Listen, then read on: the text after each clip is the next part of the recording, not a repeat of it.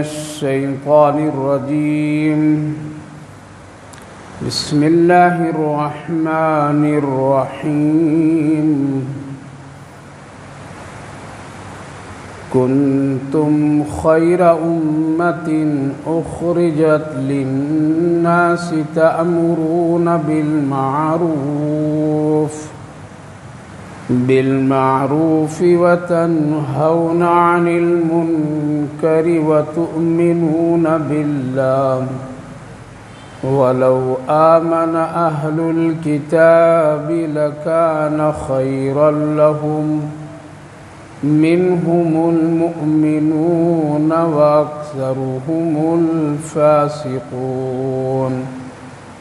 لن يضروكم إلا أذى وإن يقاتلوكم يعلكم الأدبار ثم لا ينصرون.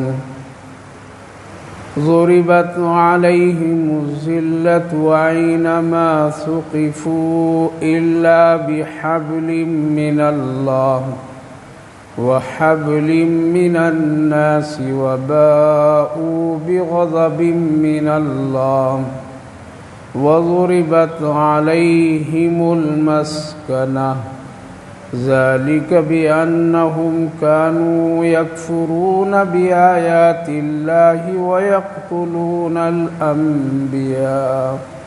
ويقتلون الأنبياء بغير حق ذلك بما عصوا وكانوا يعتدون. صدق الله العظيم.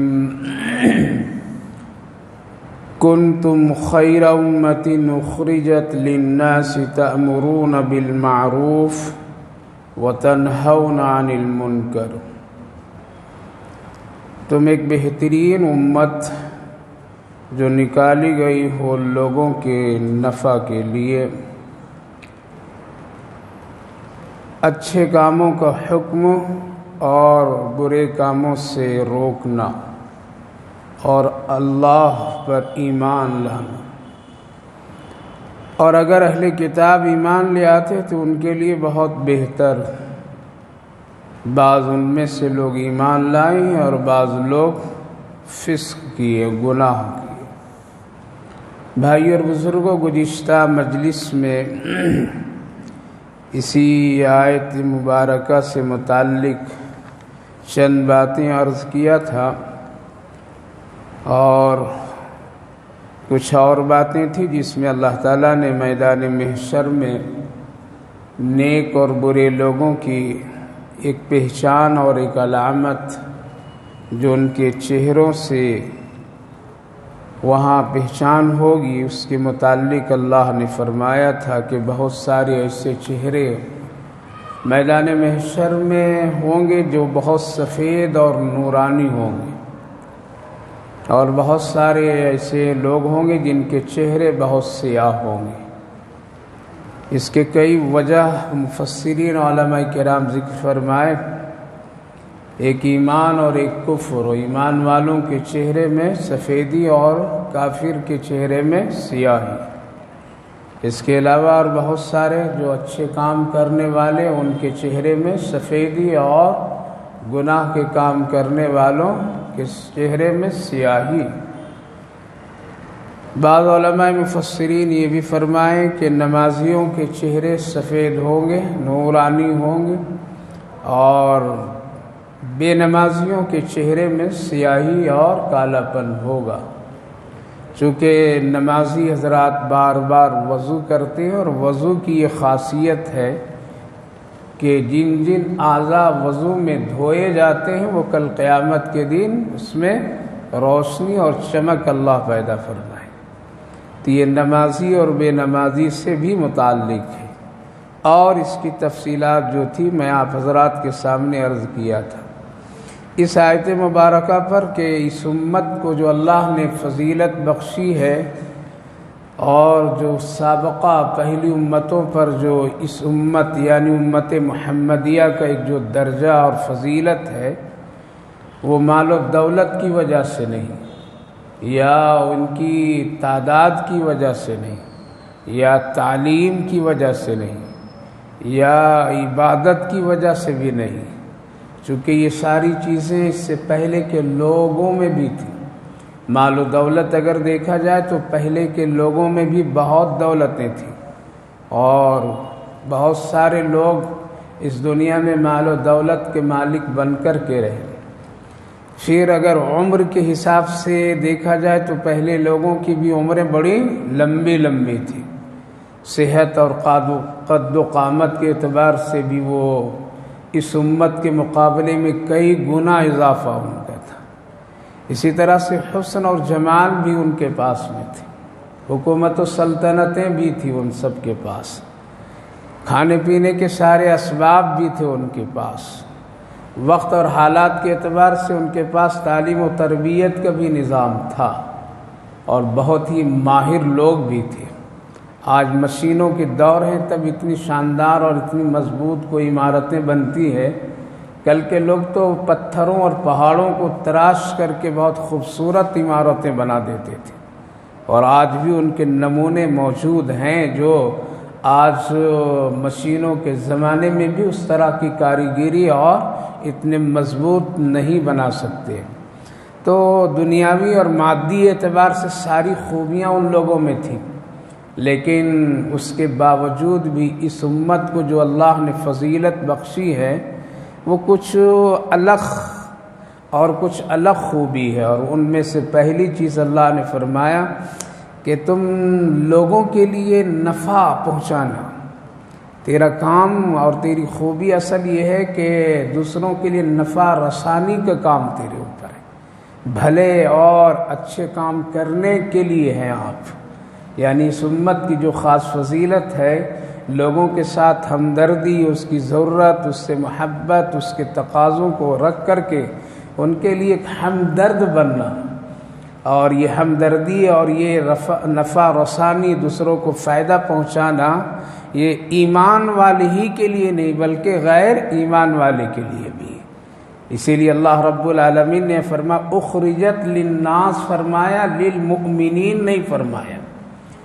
اللہ نے یہ نہیں فرمایا کہ تم کو میں نے پیدا کیا ہے کہ تم صرف مسلمان یعنی ایمان والوں کو نفع پہنچاؤ، ایمان والوں کو تم بھلائی پہنچاؤ، ایمان والوں کے ساتھ تم خیر خواہی کرو، نہ، بلکہ اللہ نے للناس لا کر کے بتا دیا میرے سارے بندوں کے ساتھ تم کرو۔ ناس میں سب لوگ آ جاتے ہیں، ایمان والے بھی غیر ایمان والے بھی۔ یہی خاص خوبی ہے اسلام کا، یہی خاص تعلیم ہے ہمارے نبی صلی اللہ علیہ وسلم کا، یہی قرآن کا ایک خاص خوبی ہے کہ قرآن اپنے پیغام میں بھید بھاؤ نہیں کرتا ہے، قرآن کا پیغام میں اونچ نیچ کی کیفیت نہیں ہے، اور اسلام بھی اس کا بالکل پابند ہے کہ وہ کہیں بھی اللہ کے بندوں میں کوئی بھید بھاؤ کا معاملہ نہیں کرتا ہے۔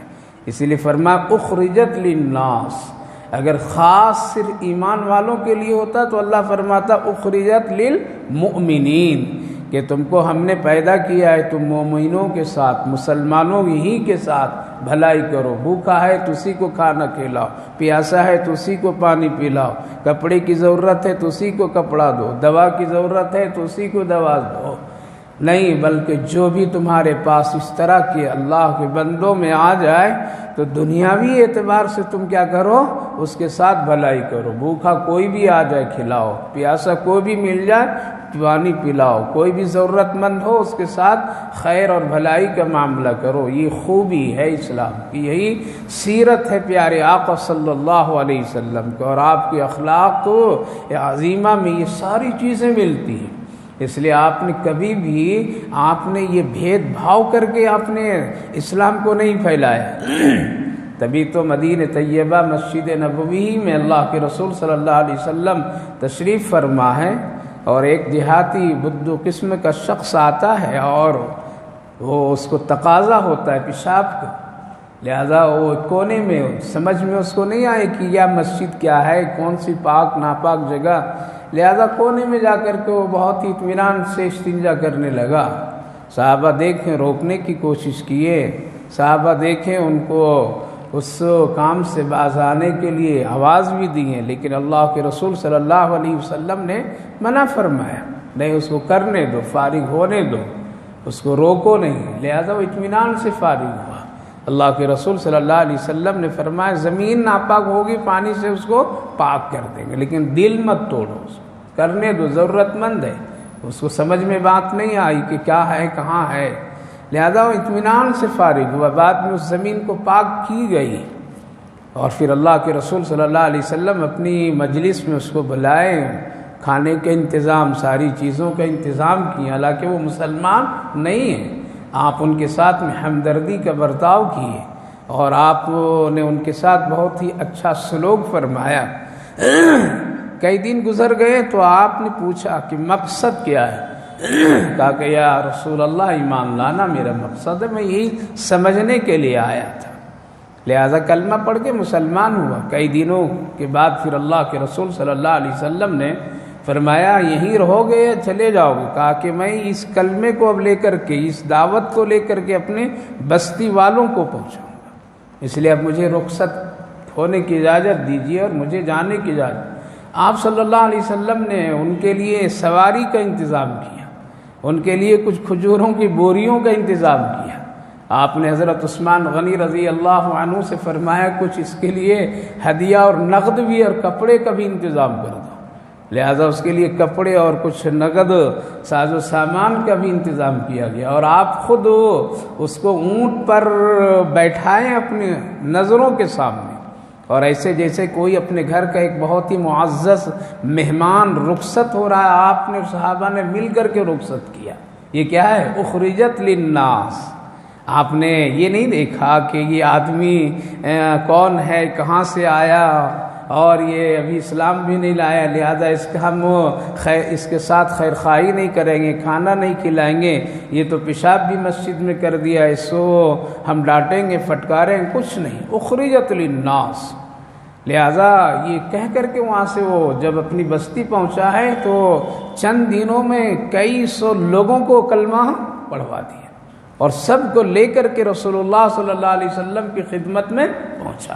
میرے بھائیوں بزرگوں، عرض یہ کرنا ہے کہ اس امت کی جو خاص عبادت کی وجہ سے نہیں، بلکہ خاص جو معاملہ ہے وہ لوگوں کے لیے نفع، لوگوں کے لیے اچھائیاں تقسیم کرنا، پھیلانا، یہ اس امت کی خاص خوبی ہے، اور للناس سب کے ساتھ۔ اسی لیے وقتاً فوقتاً اللہ کے رسول صلی اللہ علیہ وسلم غیروں کے ساتھ میں بھی بہترین سلوک فرماتے تھے، صحابہ کرام رضوان اللہ عنہم اجمعین بھی بہترین سلوک فرماتے تھے۔ تو پہلی خوبی تو یہ ہے کہ اس امت کی خاص جو خوبی ہے وہ یہ ہے کہ سب کے ساتھ اچھائیاں، بھلائیاں۔ ہاں کہیں کسی موقع پر میں کچھ احکامات ایسے ہیں کہ ان سے اپنی راز کی باتیں مت بتاؤ، اس سے اتنی گہری دوستی مت کرو جس سے تمہارے ایمان اور اسلام اور اخلاق میں فرق آ جائے، وہ ایک ایمانی تعلق ہے، اور جس کا حق اللہ کا ہے وہ الگ چیز ہے، لیکن معاملات میں، دنیاوی معاملات میں اسلام نے بھید بھاؤ نہیں رکھا ہے۔ اگر بھوکا آپ کے دروازے پر آ جائے کوئی غیر بھی تو اس کو بھی کھلانے کا حکم ہے، اپنی خوشیوں اور اپنے تہواروں میں اس کو شامل کرنے کا حکم دیا گیا ہے، نفرت نہیں۔ تو ایک بات تو یہ ہے۔ دوسری بات اللہ رب العالمین نے اس امت کی جو خاص کام ہے وہ یہ ہے کہ امر بالمعروف اور نہی عن المنکر، یعنی بھلائی کی دعوت دینا، اچھائیوں کی دعوت دینا، لوگوں کو اس کی طرف ترغیب دلانا اور برے کاموں سے روکنا۔ اس کی دو حیثیت ہے، اس کی دو حیثیت ہے۔ ایک حیثیت عام مسلمانوں کے لیے ہے، ایک حیثیت عمرا، حکما کے لیے ہے، یعنی اگر اسلامی حکومت ہے تو اسلامی حکمراؤں کے لیے الگ حکم ہے، اس کا الگ درجہ ہے۔ عام مسلمانوں کے لیے ہے کہ جہاں جب جیسے تجھے اگر موقع ملے تم بھلائی کا کام کرو، اس کو کیا کہتے ہیں؟ اس کو دعوت اور تبلیغ کہتے ہیں۔ کیا کہتے ہیں؟ دعوت اور تبلیغ اس کو کہتے ہیں۔ اس کی پھر دعوت اور تبلیغ کی شکل بھی الگ الگ ہے۔ ایک آدمی بیٹھ کر کے خانقاہ میں بھی لوگوں کی اصلاح کرتا ہے، یہ بھی دعوت امر بالمعروف۔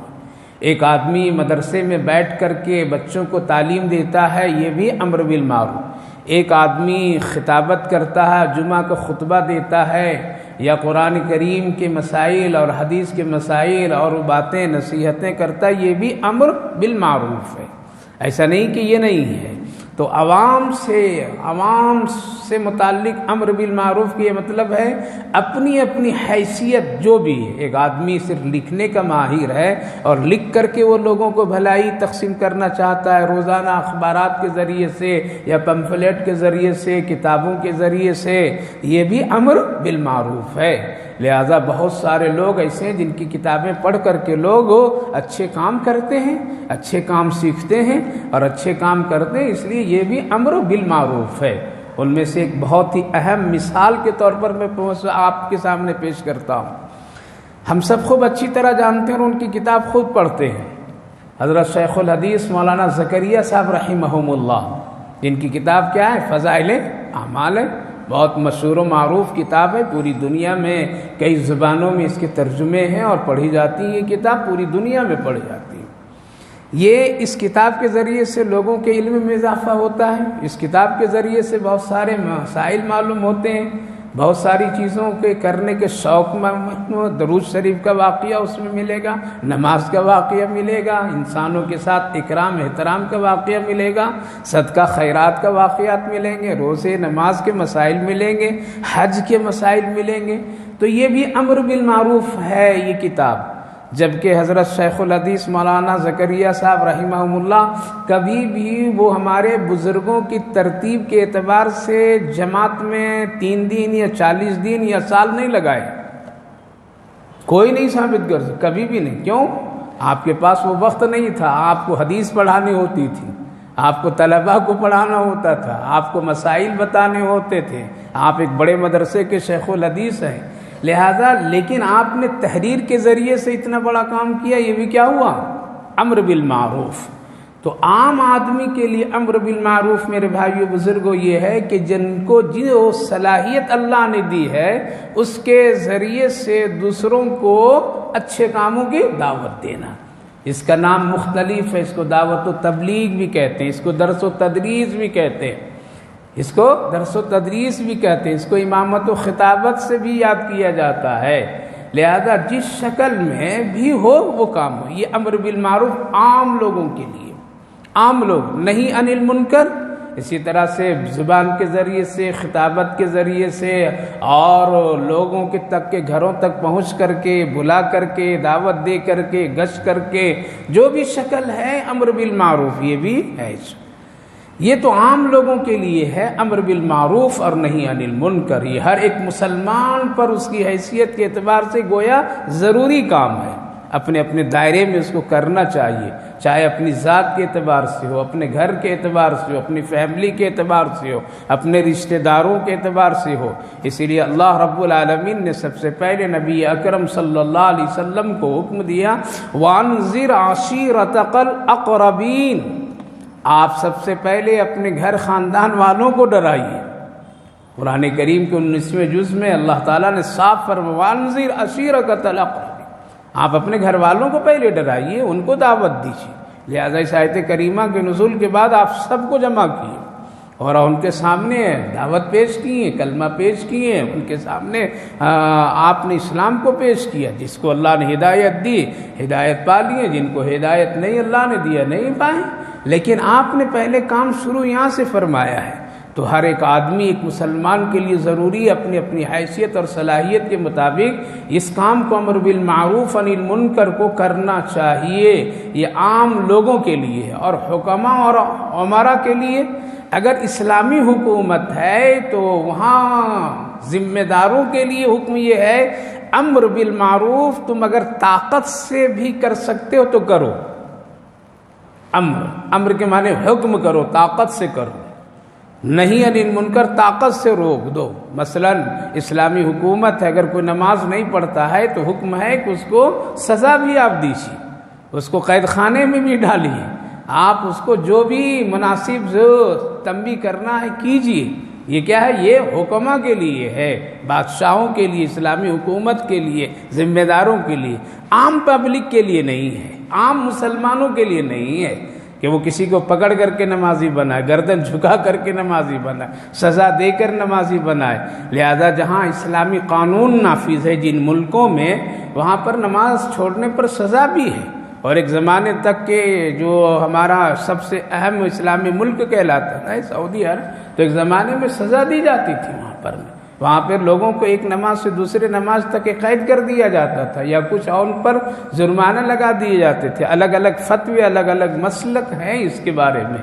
تو عمرا اور حکومتی سطح پر امر بالمعروف کا یہ ہے کہ آپ قانوناً اس کو کیا کیجئے، حکم کیجئے، یہ کام کرنا ہے تم کو، یہ کام کرنا ہے تم کو، اور اس کے بارے میں یہ ذمہ داری ہے۔ لہذا جو لوگ اسلامی ملکوں کو نظام کو چلائیں قرآن حدیث کے اعتبار سے، وہ یہ کام کرتے رہیں کہ اپنی طاقت، اور یہی حکم ہے، 3 حکم ہے کہ اگر تمہارے پاس طاقت ہے تو کیا کرو، برائی کو طاقت سے روکو، طاقت اس کو استعمال کرو، سزا دو، قید خانے میں ڈالو، اس کو پٹائی بھی کرو، جو بھی ہے اپنی طاقت سے۔ اگر تیرے پاس طاقت سے روکنے کی طاقت نہیں ہے تو پھر کیا کرو، اس کو سمجھاؤ۔ یہ کیا ہوگا، یہ پبلک، عام لوگوں کے لیے۔ اب ہمارے پاس میں نہیں ہے طاقت کہ ہم کسی کو ماریں گے، کسی کو پکڑیں گے اور کسی کو سزا دیں گے، تو عام کیا ہے کہ اس کو محبت سے سمجھائیے، بیان کے ذریعے سے سمجھائیے، مل کر کے سمجھائیے، بلا کر کے سمجھائیے، کھلا پلا کر کے سمجھائیے۔ لہذا یہ عام لوگوں کے لیے ہے۔ تیسرا یہ ہے کہ اگر نہیں یہ بھی کر سکتے ہو، یعنی بول بھی نہیں سکتے ہو، زبان سے استعمال بھی نہیں کر سکتے ہو، تو پھر کیا کرو، دل سے نفرت کرو کہ یہ کام برا ہے، یہ کام برا ہے۔ یہ 3 درجے ہیں۔ چاہے طاقت، اگر طاقت نہیں ہے تو نصیحت بھی نہیں کر سکتے، تو اتنا تو ایک مومن کے لیے ضروری ہے کہ یہ برا کام ہے، تم کرو بھائی، ہم نہیں کریں گے۔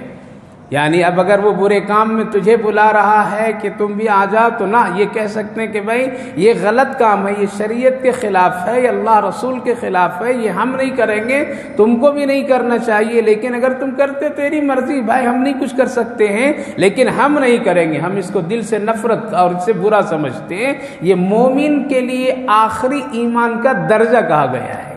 تو کتنی شکلیں ہو گئی میرے بھائی؟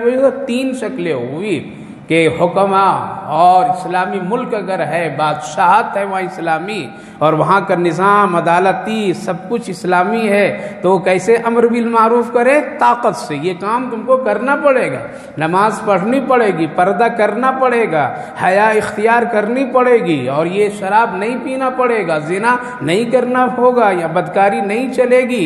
یہ سب ایک اسلامی ملک کے ذمہ داروں کے لیے کیا ہے؟ یہ ہے امر بالمعروف۔ فرق ہو گیا، امر بالمعروف، سزا دیں گے۔ اسی لیے اس پر بھی کام ہوا ہے اور ہو رہا ہے، اور ہمیشہ ہوتا آ رہا ہے۔ اور اگر کوئی حکمراں اپنی طاقت رہنے کے باوجود بھی اس کام کو نہیں کرتا، تو اللہ کی نظر میں وہ مجرم ہے، وہ اللہ کے نزدیک وہ پکڑا میں آئے گا۔ اس لیے اس کے پاس بھی طاقت دی گئی ہے۔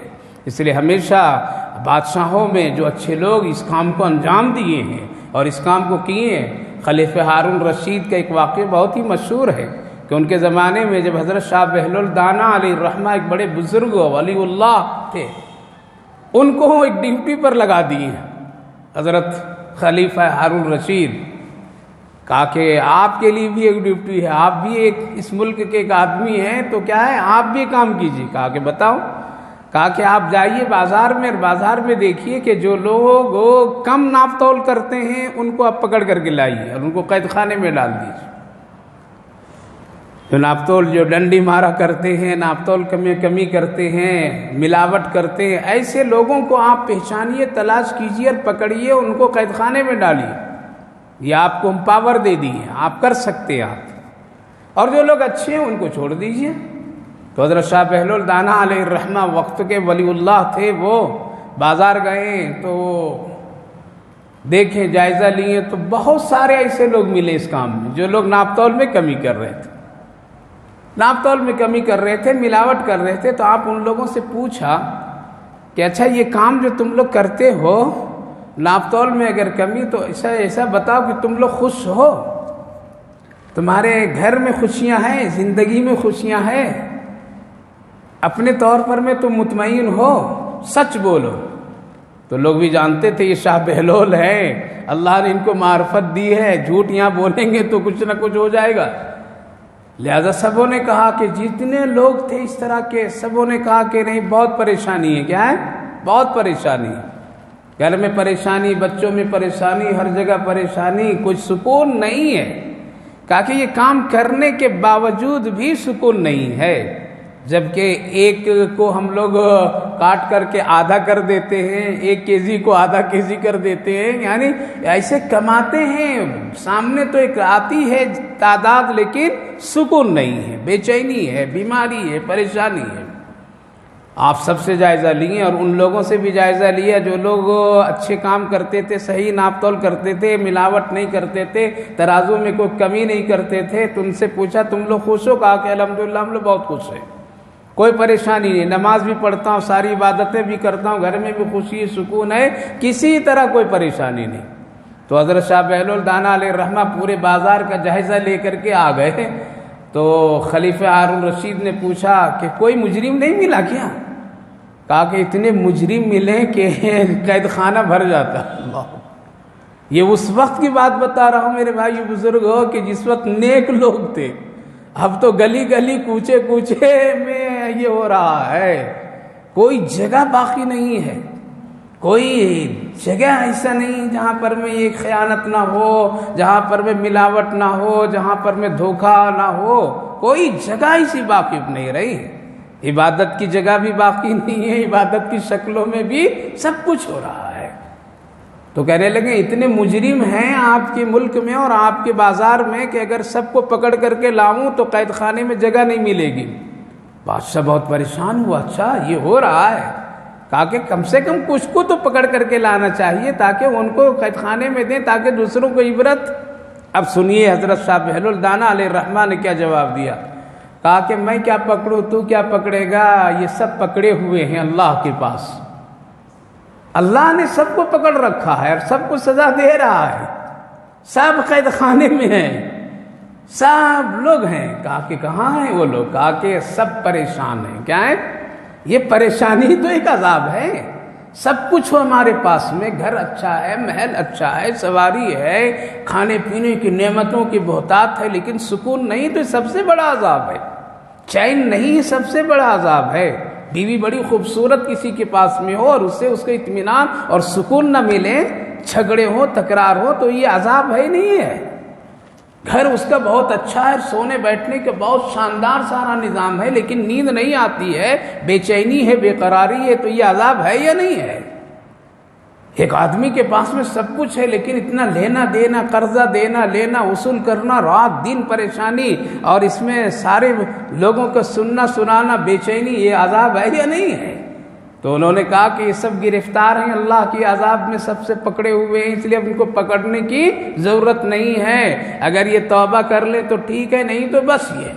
تو میں یہ عرض کر رہا ہوں میرے بھائیو بزرگوں کہ 3 درجے امر بالمعروف، آج لوگوں نے 1 درجہ بنا لیا، صرف 1 درجہ بنا لیا ہے۔ لہذا بادشاہوں کے لیے، اسلامی حکومت کے لیے امر بالمعروف طاقت سے ہے کہ طاقت اگر استعمال کرنا پڑے تو طاقت کے ذریعے سے امر بالمعروف کرنا چاہیے، نہیں انل منکر کرنا چاہیے۔ زانیوں کو سزا دیجئے، شرابیوں کو سزا دیجئے، کوڑے لگائیے، یہ سب اسلامی قانون میں داخل ہے اور اسلامی ملکوں میں اس کو نافذ کرنا چاہیے جہاں جہاں اسلامی قانون ہے۔ اس لیے اس وقت پوری دنیا میں کہیں اسلامی ملک نہیں ہے، صرف ملک جو ہے وہ مسلمانوں کا ملک ہے۔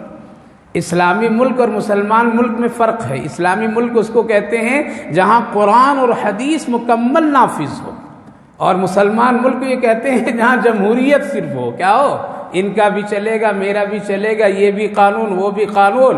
تو یہ اسلامی ملک نہیں ہے بلکہ یہ مسلمانوں کا ملک ہے۔ اسلامی ملک اس کو کہتے ہیں جہاں پر قرآن و حدیث کی بات چلتی ہو۔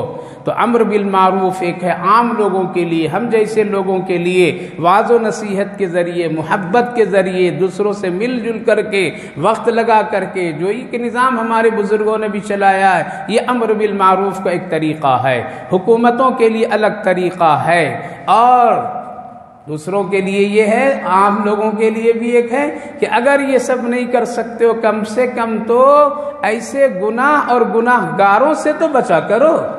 ان کا سپورٹ نہ کرو، اس کا حوصلہ افزائی نہیں کرو۔ لہذا اگر ایک گنہگار آدمی کا کوئی سپورٹ کرتا ہے، گنہگار آدمی کو کوئی جا کر کے اچھا کہتا ہے کہ آپ بہت اچھے ہیں، آپ یہ گناہ کا کام بھی کر کے آپ بہت ہی اچھے ہیں، تو گویا کہ بھی اس کے پاس ایمان کی کمی ہے۔ بلکہ اللہ کے رسول صلی اللہ علیہ وسلم نے ارشاد فرمایا، ایمان کا آخری درجہ یہ ہے کہ گناہ اور گناہ کی چیز سے کم تیرے دل میں نفرت ہو، یہ چیز ٹھیک نہیں، یہ آدمی ٹھیک نہیں کر رہا ہے۔ اگر اتنا بھی گناہ کا احساس دل میں نہ آئے بلکہ وہ بھی اس سے محبت کرے تو ایمان اس کے خطرے میں ہے اور ایمان کی کمی ہے۔ تو اللہ تعالیٰ نے فرمایا امر بالمعروف اس امت کی جو خوبی ہے وہ یہ خوبی ہے کہ سب کے لیے نفع کا ذریعہ بنے، راستے میں کوئی بھی مل جائے، یہاں تک کیڑے مکوڑے، جانور، پرندے چرندے، سب کے لیے۔ اسی لیے اللہ کے رسول صلی اللہ علیہ وسلم کی تعلیمات میں ہر ایک کا حق اور حقوق بتا دیے گئے کہ آپ کسی کے ساتھ میں ظلم نہ کریں۔ ایک صحابی رسول صلی اللہ علیہ وسلم ایک حلال پرندہ پکڑ کر کے لے جا رہے تھے اور آپ اس کو شکار کے ذریعے سے اس کو پکڑے اور لے کر کے جا رہے تھے۔ اللہ کے رسول صلی اللہ علیہ وسلم دیکھیں اور بلائیں، کیا ہے؟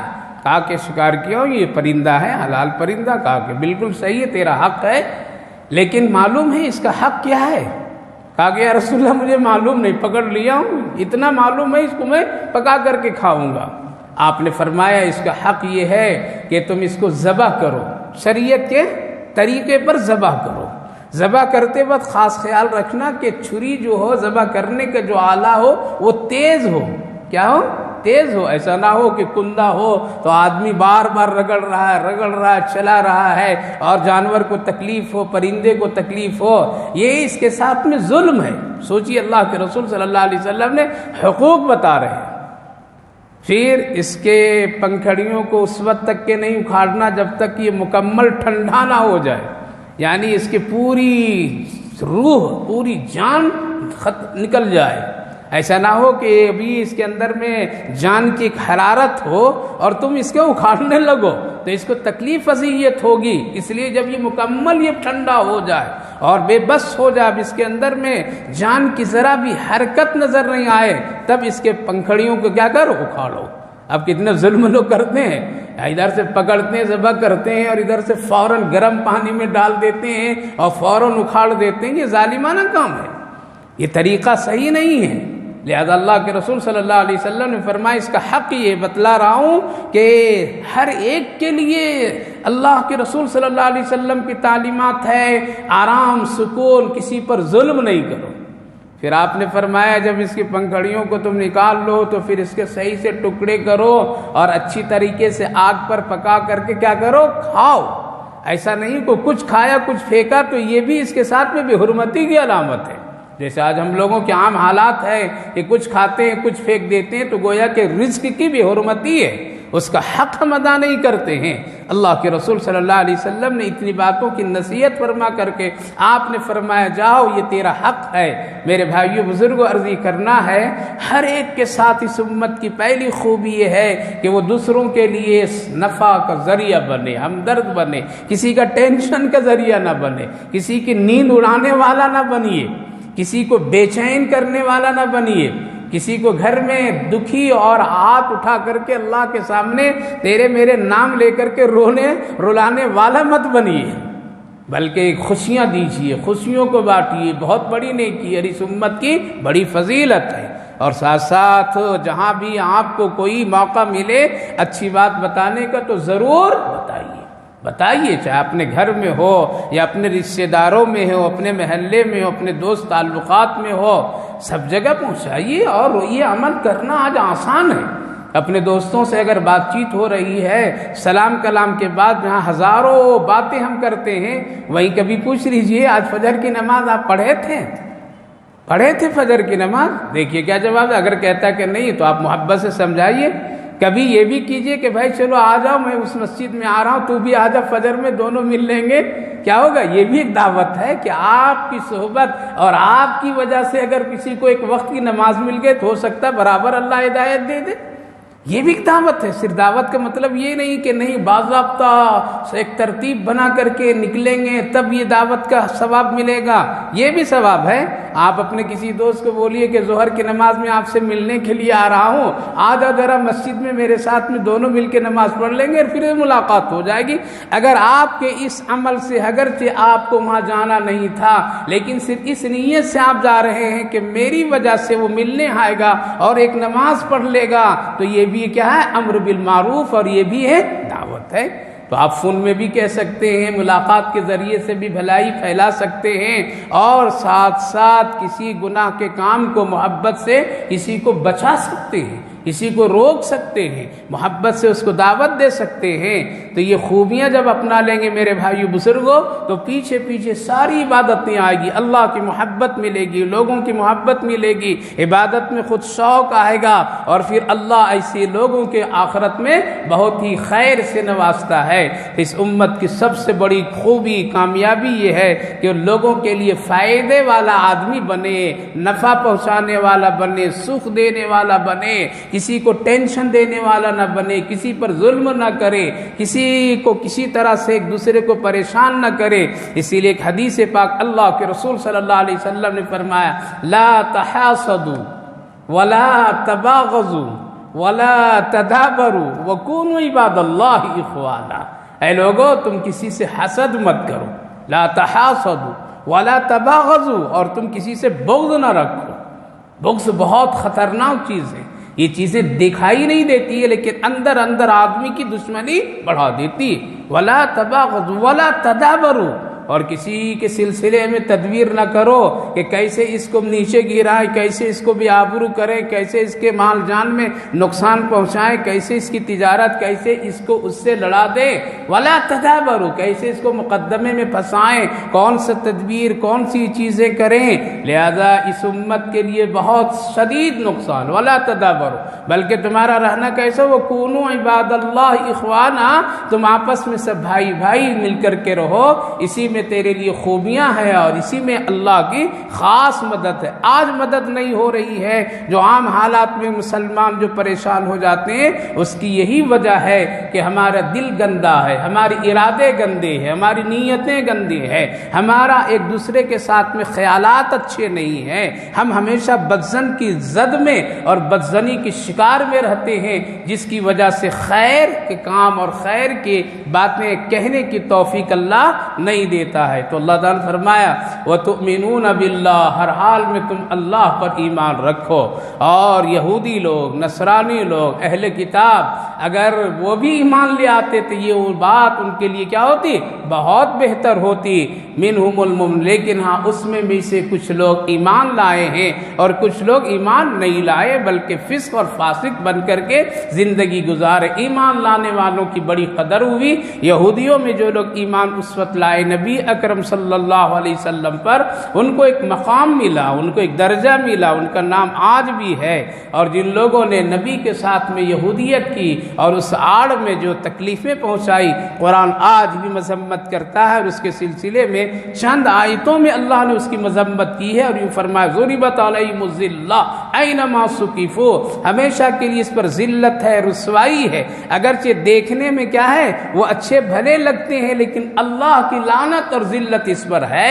دنیا کے اعتبار سے اگر نہیں تو آخرت کے اعتبار سے ضرور ہے۔ تو میرے بھائیو بزرگوں، ہمیشہ اچھا اور بھلا کام کیجئے، یہ اللہ کو بہت پسند ہے، اور یہی اس امت کی بہترین خوبی ہے، اور امم سابقہ پر اس کی فضیلت ہے۔ اللہ ہم کو بھی اس کی توفیق دے اور آپ سب کو بھی توفیق